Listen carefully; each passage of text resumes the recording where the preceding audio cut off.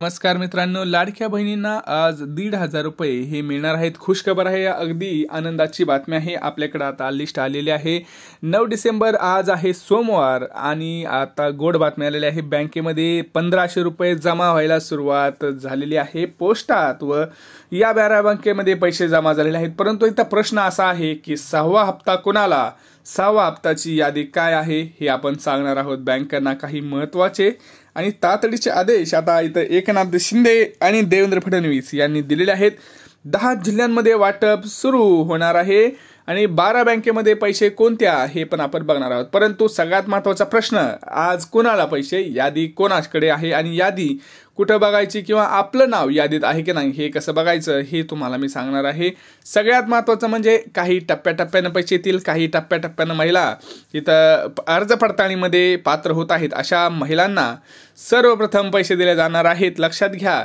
आणि सगळ्यात महत्त्वाचं म्हणजे आता तुम्हाला 1,500 रुपयाचं नाही तर मागचे राहिलेले जर तुम्हाला एकही हप्ता मिळाला नसेल तर 7,500 रुपये ते आणि हे 1,500 म्हणजे 9,000 रुपये मिळतील.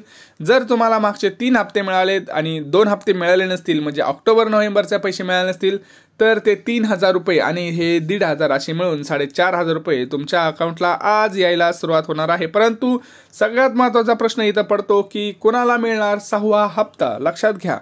आता 6वा हप्ता मिळण्याबाबत सगळ्यात मोठी अपडेट आहे आपल्याकडे. तुम्हाला महत्त्वाचे 3 काम करायचे आहेत, मी पुढे सांगणारच आहे. तरच तुम्हाला पैसे मिळणार आहेत. तर तुम्ही म्हणाल कसं, सांगतो. व्यवस्थित व्हिडिओ संपूर्ण पहा, तुम्हाला डिटेल माहिती मिळणार आहे. बघा, मुख्यमंत्री देवेंद्र फडणवीस यांनी योजनेच्या पात्रतेविषयी महत्त्वाचे विधान केलेले आहे. कालच महत्त्वाचे विधान झालेले आहे. बघा, योजनेच्या लाभार्थ्यांची पात्रता तपासली जाईल आणि पात्र नसलेल्या महिलांना या योजनेच्या लाभार्थी यादीतून वगळले जाईल. बघा, यादी तयार आहे, यादी बँकेला पाठवली गेलेली आहे. आज 1,500 रुपये मिळणार, परंतु तुमचं ह्या यादीमध्ये नाव असणं अत्यंत गरजेचं आहे. लाभार्थी यादीमध्ये आता तुमचं नाव आहे की नाही हे कसं चेक करायचं आहे मी तुम्हाला सांगणारच आहे. परंतु स्वतः मुख्यमंत्री देवेंद्र फडणवीस यांनी काय सांगितलंय बघा, महत्त्वाचं विधान केलेलं आहे त्यांनी की बाबा पात्र नसलेल्या महिलांना योजनेच्या यादीतूनच वगळलं जाणार आहे. मग तुम्ही योजनेच्या यादीत आहे की नाही हे कसं चेक करायचं हे आपण बघणार आहोत. पात्र महिलांसाठी बघा, जर तुम्ही पात्र असाल तर पुढं काय होणार, पुढची प्रक्रिया काय आहे हे मी तुम्हाला सांगतो. बघा, महिलांना 6वा हप्त्याचा लाभ मिळण्यासाठी बघा, तुम्हाला पात्र जरी असलात, पात्र म्हणजे काही निकष आहेत, तुम्हाला माहिती आहे की 4 निकष आहेत. त्या 4 निकषांमध्ये जरी बसलेत तरी पण तुम्हाला प्रॉब्लेम्स अजून आहेत का, ते निकष आहेत. पण जे टेक्निकल प्रॉब्लेम आहेत ते टेक्निकल प्रॉब्लेम कुठलेही सांगतो तुम्हाला, जसे की तांत्रिक अडचणी आहेत काही महत्त्वाच्या. आता तुम्ही नियमांमध्ये बसताय, परंतु हप्त्याचा लाभ मिळण्यासाठी सर्व पात्र अटींची पूर्तता करावी लागणार हे तर आहेच. परंतु सगळ्यात महत्त्वाचं म्हणजे काय माहिती आहे का मित्रांनो, सगळ्यात महत्त्वाचं म्हणजे ज्या महिलांचे खाते आधारशी लिंक नाही किंवा अन्य कारणामुळे नियमात बसत नाही त्यांना 6वा हप्ता मिळणार नाहीये, लक्षात घ्यायचंय. मी परत सांगतोय, महत्त्वाची गोष्ट आहे. बघा, अर्ज तुम्ही केला आणि अर्ज करताना बहुतेक महिलांनी काय केलं तुम्हाला मी सांगतो. रेशन कार्डमध्ये नाव वेगळंच आहे, तुमचं आधार कार्डवरती नाव वेगळंच आहे. आणि सगळ्यात महत्त्वाचं म्हणजे तुम्ही जो आधार कार्ड लिंक केलेला होता मी जे आधार हे करत होते फॉर्म भरताना जी तुम्ही बँक दिली होती ती बँक तिसरीच होती.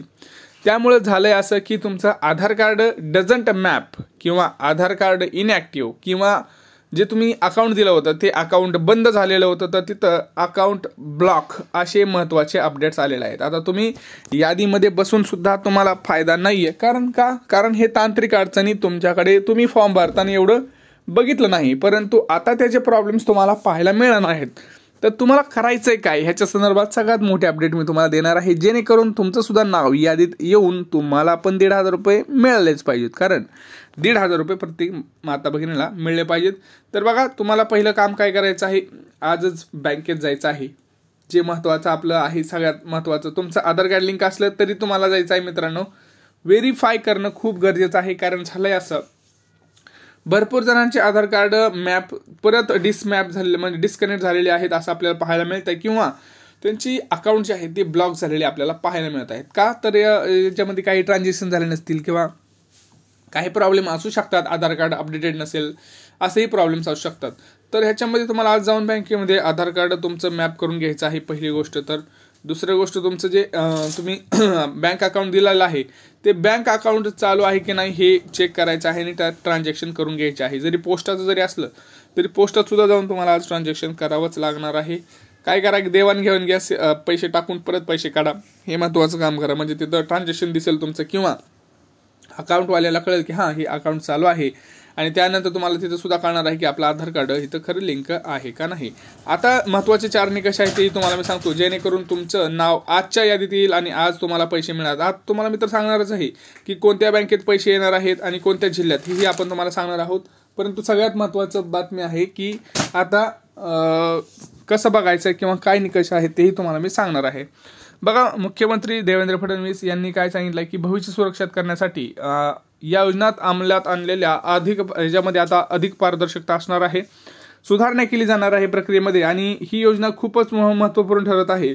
आता सुधारित प्रक्रियेमुळे योजनेचा लाभ फक्त आर्थिकदृष्ट्या दुर्बल असणाऱ्या जास्तीत जास्त महिलांनाच दिला जाईल. तुम्हाला माहिती आहे की इथं श्रीमंत ज्या महिला होत्या त्या महिलांनी सुद्धा इथं लाभ घेतला होता.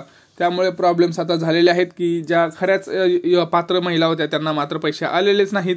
आणि बघा, इथं त्यांचं असं म्हणणं आहे की योग्य पात्र असलेल्या लाभार्थ्यांनाच लाभ मिळावा यासाठी पुन्हा पडताळणी सुरू आहे. आणि पडताळणीमध्ये तुम्हाला माहिती आहे की 4 निकषच आहेत आणि जे पडताळणीमध्ये पात्र होतील अशाच महिलांची यादी बनवत आहेत. आता तुम्हाला मी थोडक्यात सांगतो कुठले नियम आहेत ते तुम्हाला माहितीच आहे, परंतु एक थोडक्यात सांगतो. 4 चाकी वाहन तुमच्याकडे नसायला पाहिजे.